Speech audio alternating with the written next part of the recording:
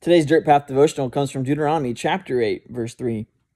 So he humbled you by making you hungry and then feeding you with unfamiliar manna. He did this to teach you that humankind cannot live by bread alone, but also by everything that comes from the Lord's mouth. This is Moses simply recounting what the Lord did for the Israelites while they were wandering in the wilderness. They were hungry and there was nothing to eat around, so God literally made it rain bread from the sky. They went out in the morning and there was this bread and they ate it. So Moses is simply reminding the Israelites what God did for them, so they will remember this is the God that's going with them into the promised land.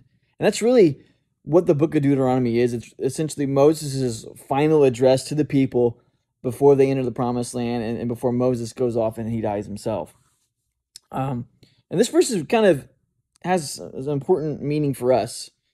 And Jesus kind of implies this when he's using it to respond to Satan in the Gospels. When Satan comes and tempts him, Jesus is going to quote this verse at him.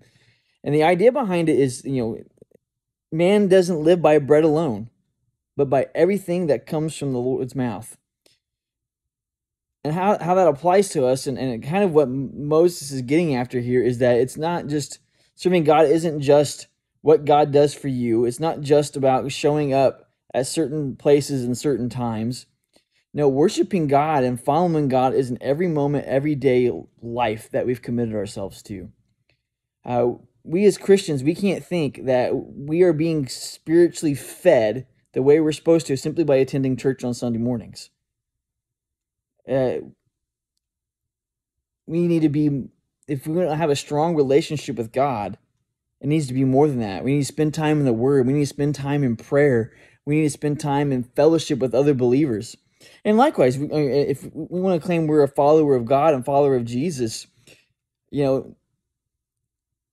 can't just skip feeding times, right? And that's essentially what our church services are.